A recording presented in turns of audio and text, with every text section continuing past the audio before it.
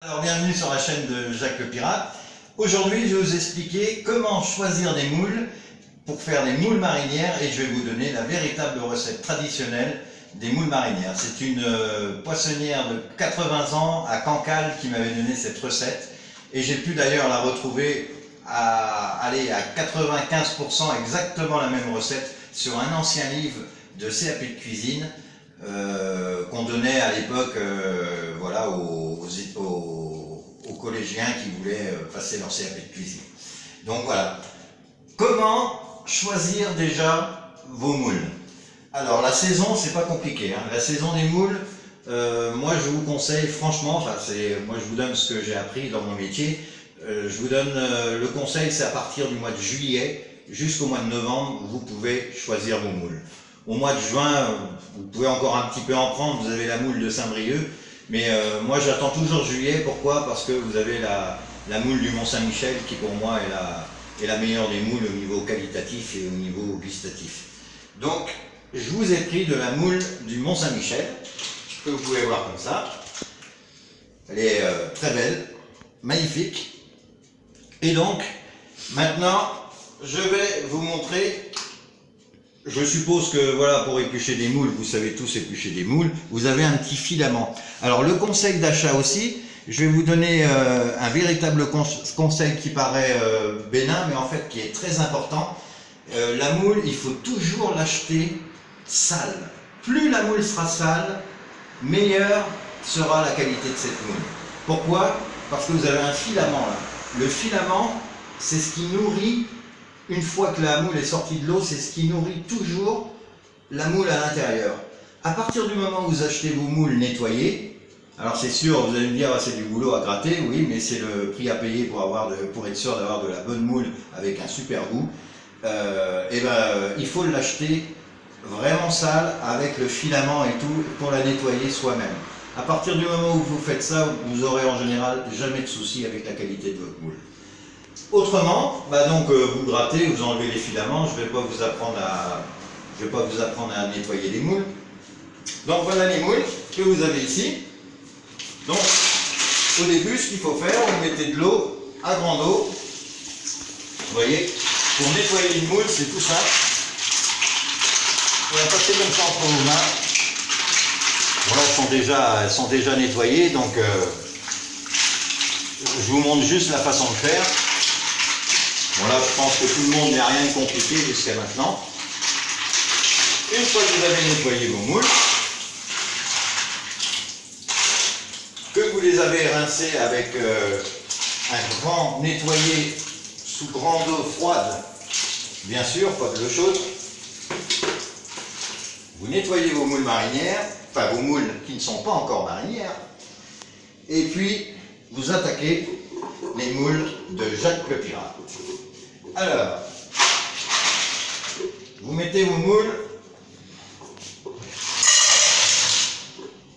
dans la gamelle,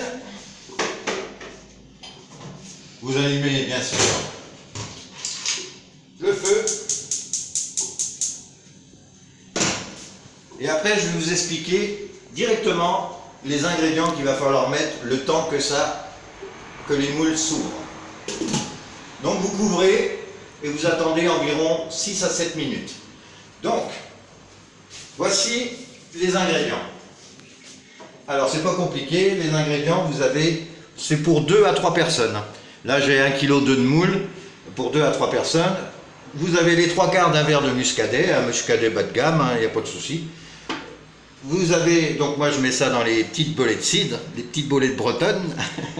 Donc vous avez les échalotes ciselées, vous en mettez à peu près, en général, une belle échalote par personne. Donc là, on est 3, il faut 3 échalotes pour 3 personnes, que vous ciselez vraiment en petits morceaux. Même chose, vous hachez du persil plat, c'est mieux que le persil frisé, moi je trouve. Et vous mettez une bolée complète et du beurre doux. Alors attention, pas du beurre demi-sel. Moi j'ai l'habitude de prendre du beurre demi-sel parce que forcément, je suis breton. Mais voilà, moi je vous conseille du beurre doux parce que sinon votre sauce va être trop salée. Donc voilà le beurre doux, vous mettez à peu près 150 g de beurre doux. Et puis bien sûr, pour accompagner les moules, des frites maison. Alors je ne veux pas voir dans vos assiettes des frites congelées. Sinon, c'est la fessée du pirate. Alors, et à côté de ça, en ustensile, il va vous falloir un plat pour tenir vos moules. Il va vous falloir un fouet pour monter votre sauce au beurre. Et bien sûr une louche pour pouvoir servir. Et, n'oubliez, il faut du poivre pour poivrer aussi vos moules. Mais, pas de sel, forcément, puisque la moule est déjà salée d'elle-même. Donc voilà, ça c'est des ingrédients que nous allons rajouter une fois que les moules seront ouverts d'ici 5 minutes. Je vous retrouve donc dans 5 minutes. À tout à l'heure. Alors voilà, les moules sont prêtes, sont ouvertes, comme vous pouvez voir. Regardez, hop. Des belles moules marinières, des belles moules du Mont-Saint-Michel. C'est d'ailleurs la seule marque de moule qui a l'appellation d'origine contrôlée. Juste pour un petit info à côté. Alors après, vous sortez vos moules du feu. Là, elles sont cuites vraiment parfaitement, il n'y a pas de souci. Vous voyez, elles sont bien oranges là. Ça c'est de la bonne moule. Alors, vous mettez vos échalotes. Hop. Vous mettez votre persil.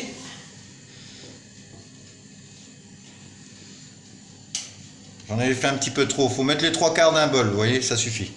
Mettez votre persil. Et vous mettez votre 3/4 de muscadet. Surtout les 3/4 d'un verre. Le reste de la bouteille, eh ben, ça sera pour votre verre à pied à table en mangeant les moules. Et donc, après, avec une petite cuillère en bois, vous mélangez délicatement, pas trop comme un bourrin, pour éviter que les moules se détachent de la coque. Voilà. Vous n'oubliez pas de mettre du poivre. Alors il faut que ça ait du goût, hein. Donc moi c'est au pif, hein, mais j'en mets pas mal parce que le poivre et le jus vont se marier, le jus de moule, et vous faites donc, je peux vous dire qu'au restaurant que j'avais, on faisait des week-ends moules frites à volonté avec frites maison. On avait la queue jusqu'au parking. Donc c'est qu'ils doivent être bonnes quand même. Sans être prétentieux.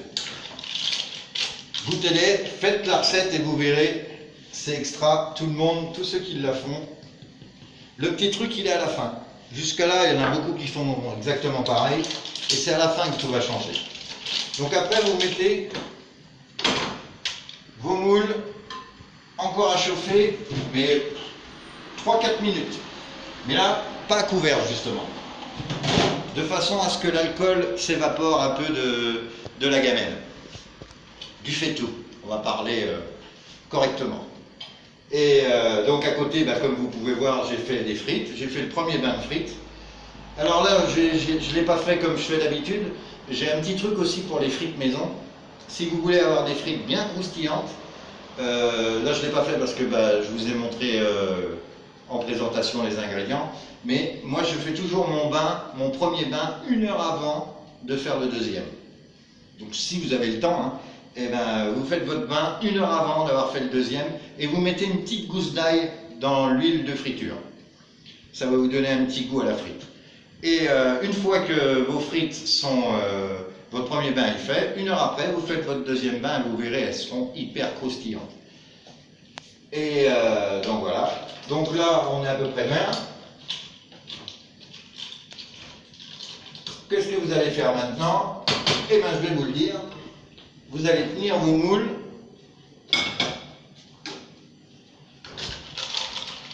dans un plat de cuisson, en faisant bien attention. Alors le mieux, c'est de ne pas faire comme je fais avec une louche. C'est de le faire avec une passoire. Voilà.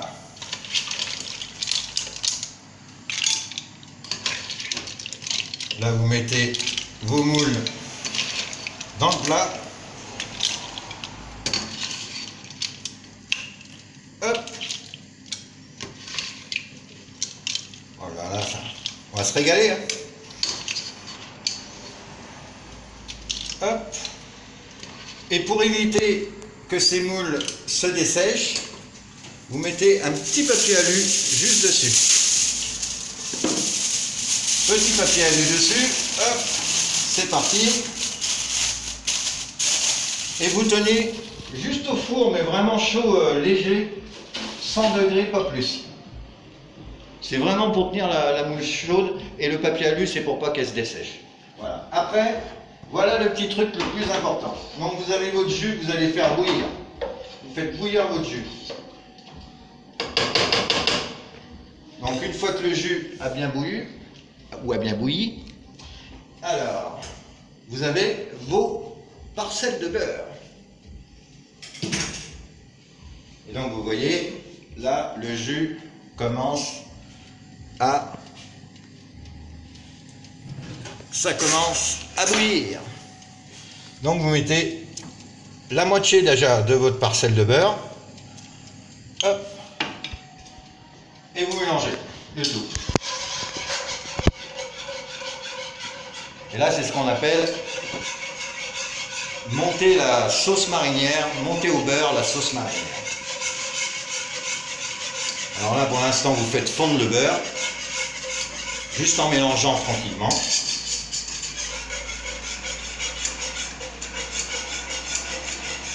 Là, la première partie a fondu, on va mettre la deuxième partie. Et voilà.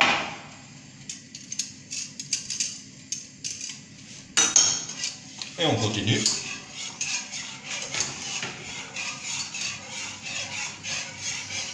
Et là, je peux vous dire que vous allez manger les moules marinières ce week-end. Si vous faites cette recette, vous fermez les yeux, vous goûtez. Et vous aurez l'impression d'être au bord de la mer, sur une terrasse, à Saint-Malo, en Normandie, en train de manger des moules. Une chose aussi, beaucoup de gens mettent de l'oignon à la place de l'échalote dans les moules.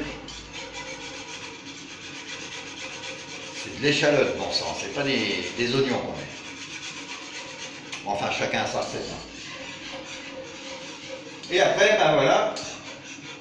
Vous penchez votre, regardez bien, vous penchez, et là vous montez votre sauce au beurre sur le feu.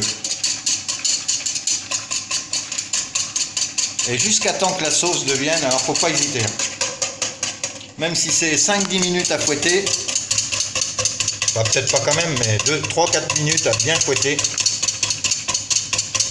votre sauce marinière.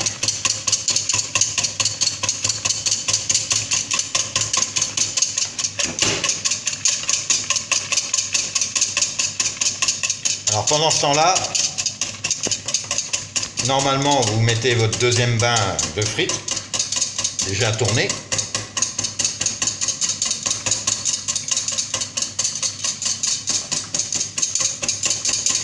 Et vous voyez, de faire ça, c'est ce qui va faire toute la qualité de votre recette.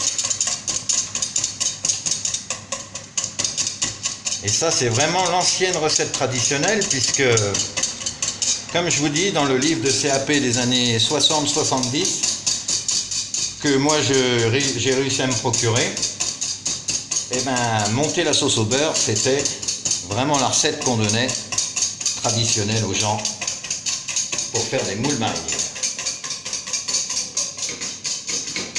Alors voilà, la recette, les moules sont montés, regardez bien, c'est épais. C'est bien mousseux, vous voyez, on voit vraiment la mousse. Quand toute la partie supérieure est bien mousseuse, vous prenez, pour éviter d'avoir des petites toques, que ça soit désagréable dans la bouche. Là j'ai mis une passoire, normalement c'est un chinois, et tout le monde n'a pas un chinois, donc pour vous montrer que c'est possible quand même, je vous ai mis une passoire. Avec une passoire, il n'y a pas de souci, vous récupérez donc le jus, vous voyez, l'avantage c'est que ça vous évite d'avoir des petits morceaux désagréables. Vous donnez juste un petit coup d'eau dedans pour être sûr de ne pas avoir de morceaux qui sont restés. Et vous sortez vos moules.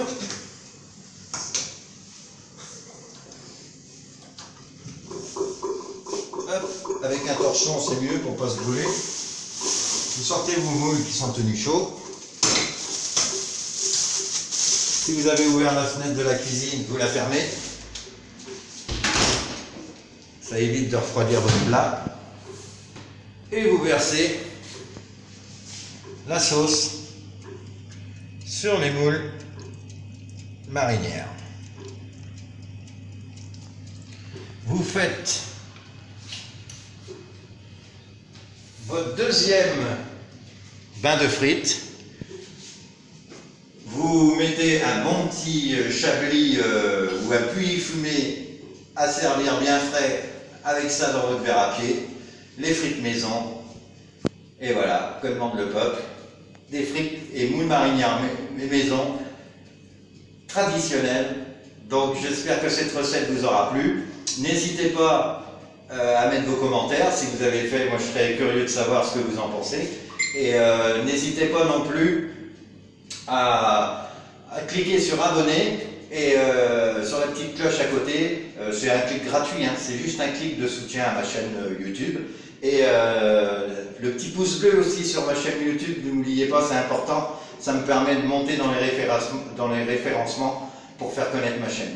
Voilà, et ben, je vous remercie, bon week-end à tous et j'espère que vous allez vous régaler avec cette recette. Merci bien, bonne soirée.